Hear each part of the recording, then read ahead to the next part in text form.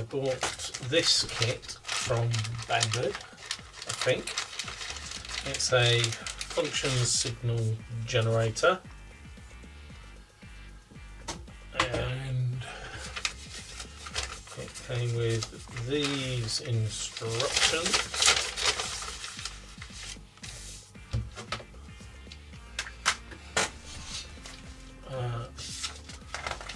Which actually don't look to be too bad. It talks about welding the components onto the circuit board, which is lovely.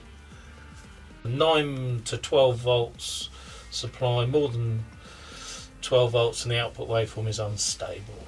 Okay. Bring you in so you can sort of see what I'm talking about.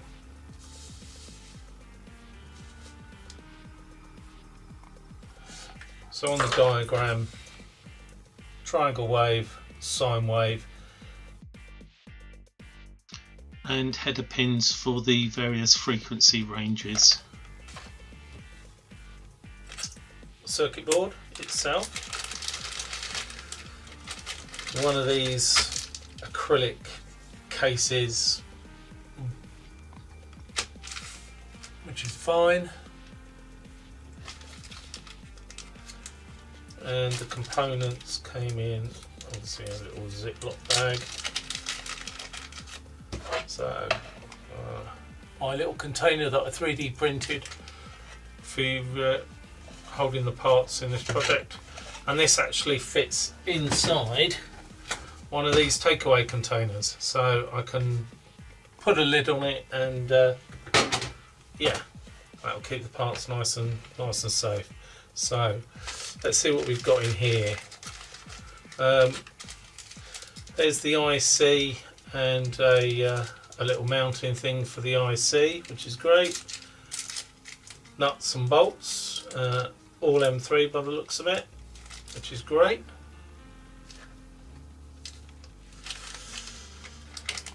And we've got some resistors, which we'll need to check the values on.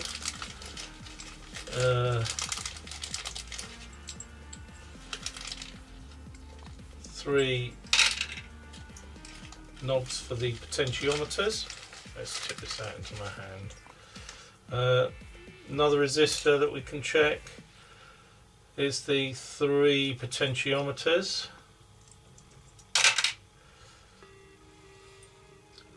There's the connector. It's quite nice. It's jumpers with the long tabs. Now there are 2 of them, so I presume these headers, one there and one there. Oh, let's just get that out. Those headers will be for sine or triangle wave for one of them, and this one I imagine will be for changing the frequency range. There's barrel jack,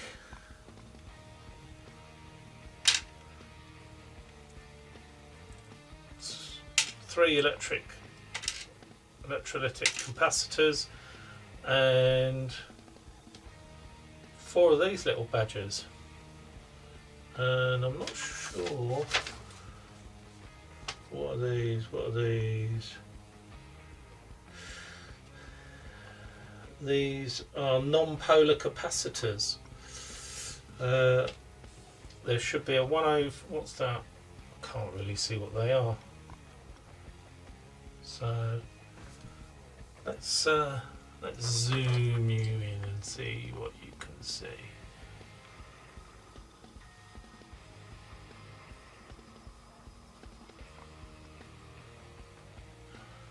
So there we have 1, 2, 3, 4 and 5, and there, I don't know if you can see the values on them. Whoop. I suppose if I got them in frame you would.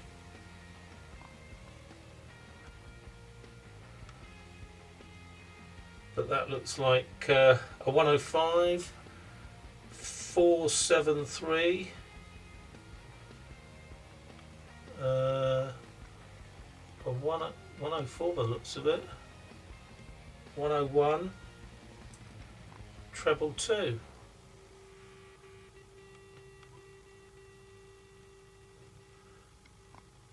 Yeah. So we can check those out. And those are all the parts. And we'll see what values these are. So there's this one.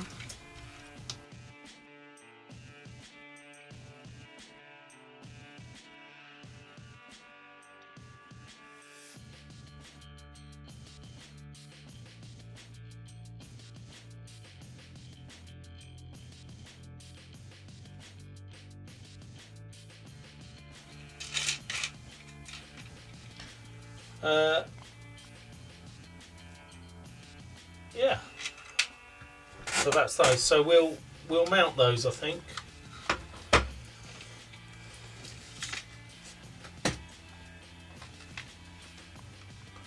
On the circuit board. So here we go. Let's put it this way up so that I can see.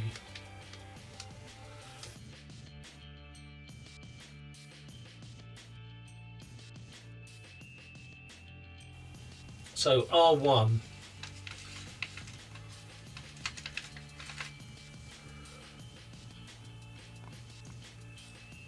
is, I saw it a second ago, R1 is here. Alright, so we'll just pop that in.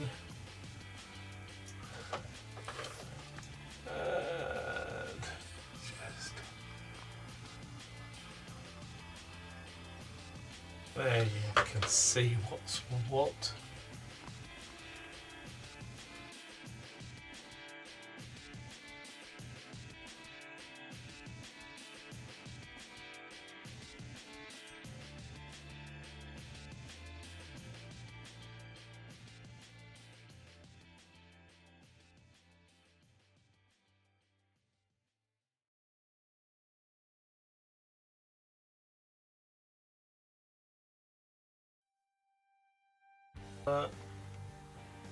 I'll solder them up.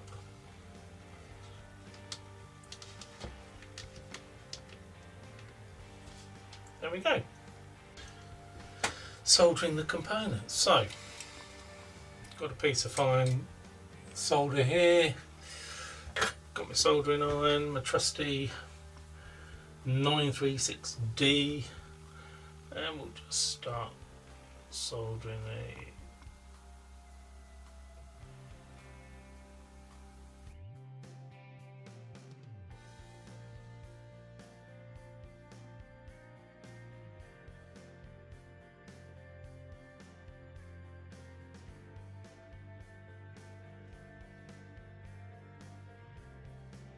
So let's put the IC holder in.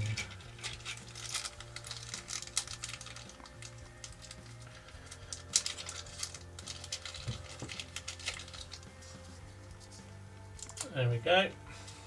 Just make sure that the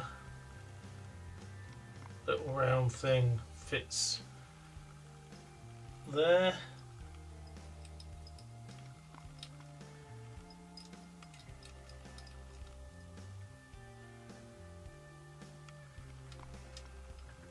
Okay, so that's in.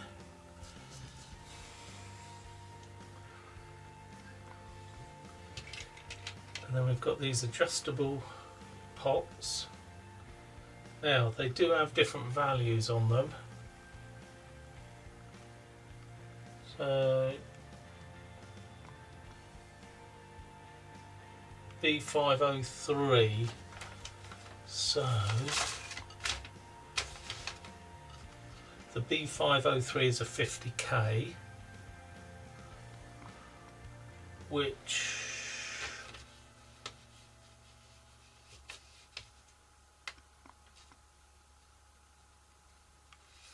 is R7.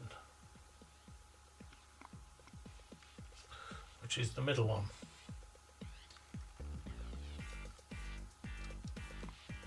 So that's in. And this one is a B104. And the B104 is 100k and it's R8. And R8 is this one.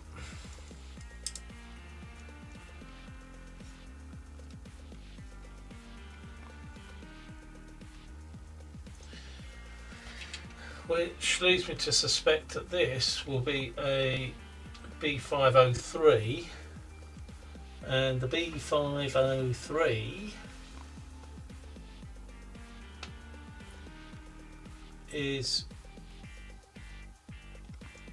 oh, it's the same, it's a R2 and it's a 50k as well. So that then fits in there. So what we'll do now is we will solder them in. So let's just widen you out. Now, the thing about these ICs is they wobble about. So trusty old bit of blue tack, that should hold that in place.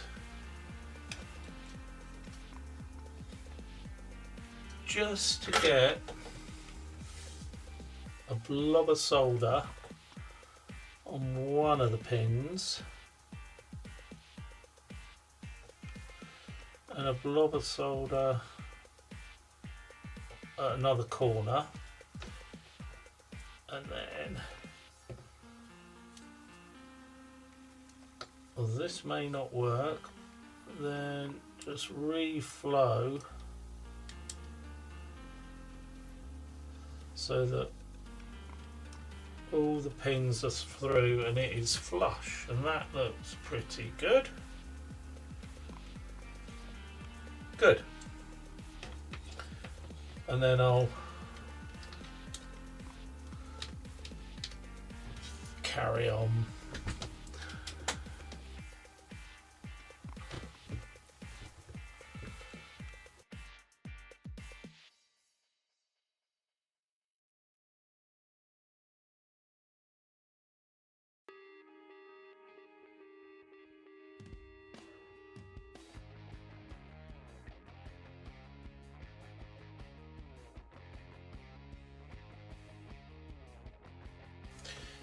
So then we've got the IC itself,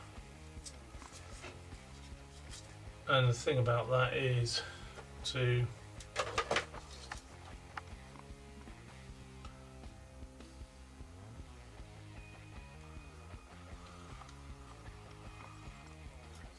make sure that the little indentation there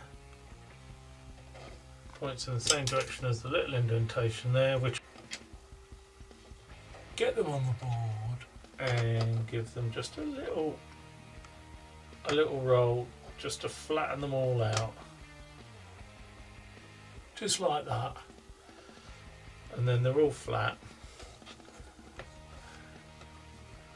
Let's just bring it back out a bit.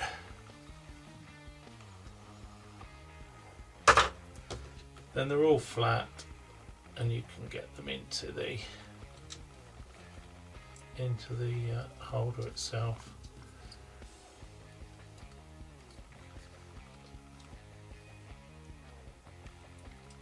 But you need to be very careful.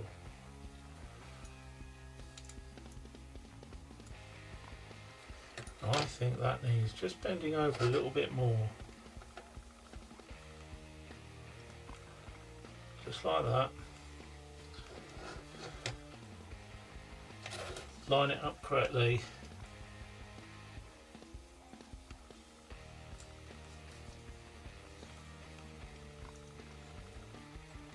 And then pop it in place. There we go.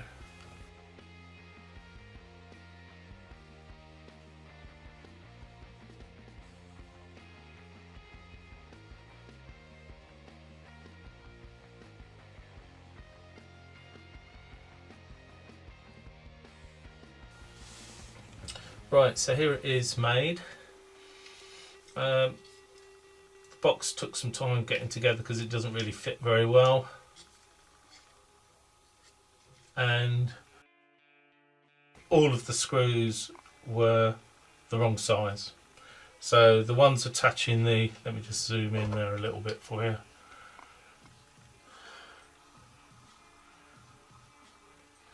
So the screws attaching the circuit board to the base, they were not the right size. These ones attaching the top to the bottom weren't the right size, so I had to dig into my box.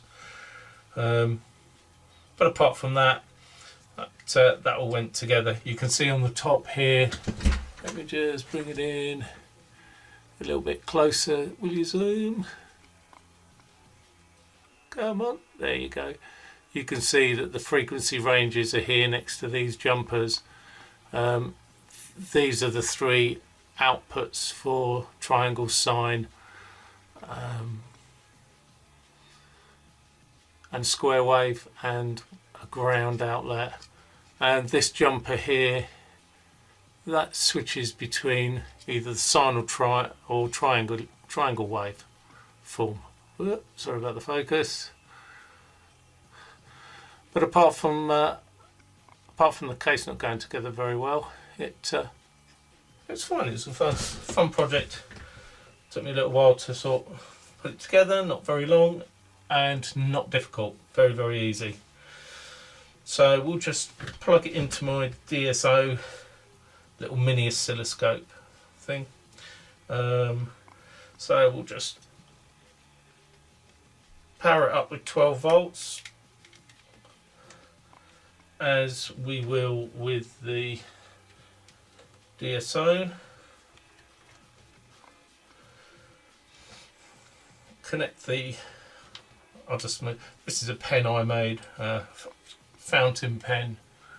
I turned on my lathe. It's quite nice. I sell these on various sites like Etsy. Oh, and this is just a piece of carbon fibre that I've turned into a key ring, and extra helicopter EC135. I used to fly those for the police until they sacked our unit and put us out to grass, but that's fine because it gave me more time to play with my electronics. So we'll just connect the ground and the sine wave and triangle wave leads. Turn this on, that boots up. And there we go, got a sine wave. I'll just zoom in on that. You can see kind of what it does.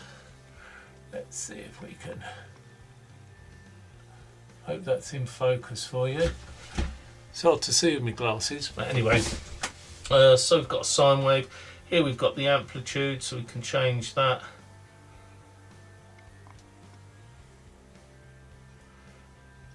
We've got the course adjustment for the frequency.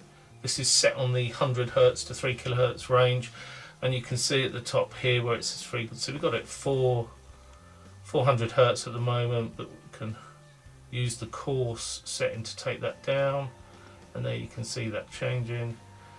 Let's set that to say 700 Hz. There you go, it jumps around a little bit, but and then we've got a fine adjustment here, so you can just get that exactly where you want, roughly. Yeah, that seems to work fine. If we just swap this out to the triangle wave, and there you can see. Let me get rid of.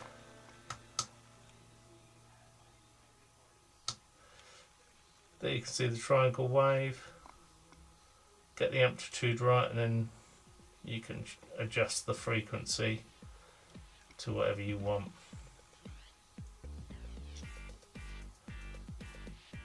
Yeah,